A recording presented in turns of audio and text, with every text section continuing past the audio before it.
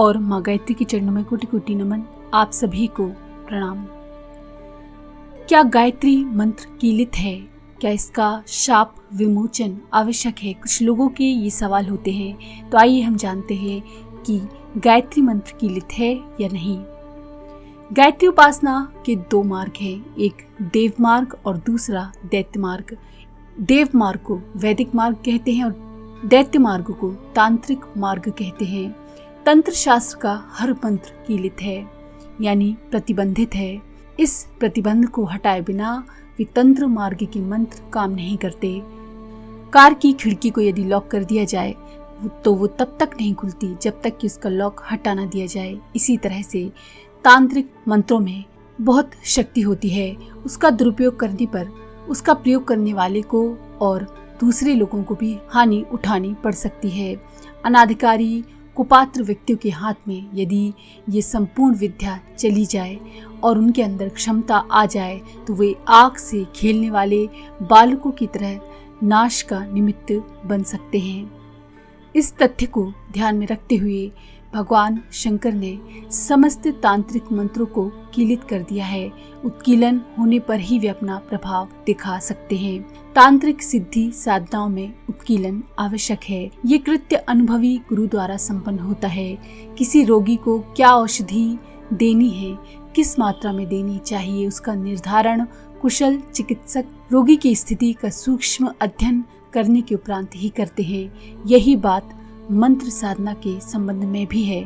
किस साधक को किस मंत्र का उपयोग किस कार्य के लिए किस प्रकार से करना चाहिए, इसका निर्धारण ही उत्कीलन है।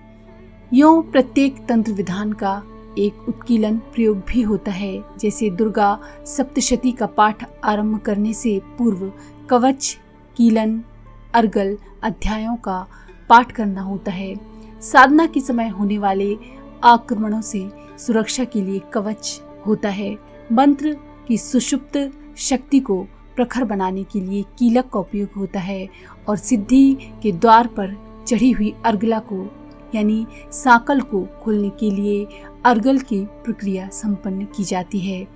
दुर्गा सप्तशती की पाठ की तरह ही अन्य तंत्र प्रयोगों में भी अपने अपने ढंग से कवच, कीलक, अर्गल करने होते हैं। इनमें से कीलक का विशेष महत्व है, वही प्रख्यात भी है। इसीलिए उत्कीलन उपचार के लिए अनुभवी मार्गदर्शक की सहायता प्राप्त करने के बाद ही अपने पद पर अग्रसर होते हैं।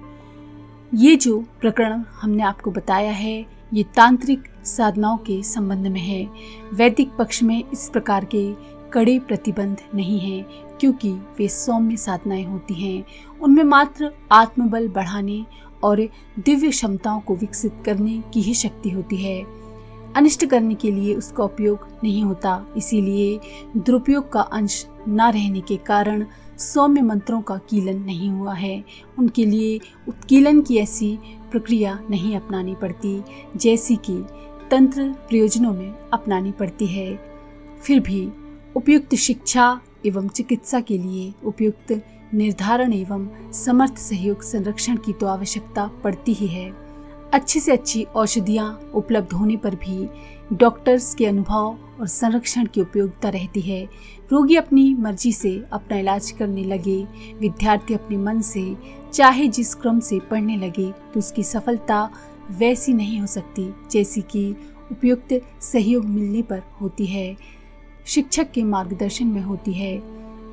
बिना मार्गदर्शन, बिना सहयोग, संरक्षण के अकेली यात्रा पर चल पड़ने वाले अनुभवहीन यात्री को जो कठिनाई उठानी पड़ती हैं वे ही स्वेच्छाचारी साधकों के सामने बनी रहती हैं। ऐसे साधक जिनको गुरु का संरक्षण नहीं है, आश्रय नहीं है, वे आश्रयहीन तिनके की तरह हवा के झोंकों के साथ इधर उधर भटकते छितराते रहते हैं। इस दृष्टि से मार्गदर्शन इतनी मात्रा में तो सभी साधनाओं के लिए आवश्यक है कि उन्हें अनुभवी संरक्षण में संपन्न किया जाए, गुरु की देखरेख में किया जाए। स्वेच्छाचार न बरता जाए।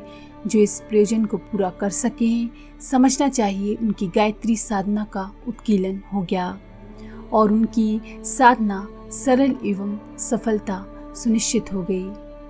गायत्री मंत्र एक सौम्य मंत्र है, तांत्रिक मंत्र नहीं है, तो इसके लिए उत्कीलन की आवश्यकता नहीं, लेकिन गुरु के संरक्षण की तो आवश्यकता पड़ेगी ही।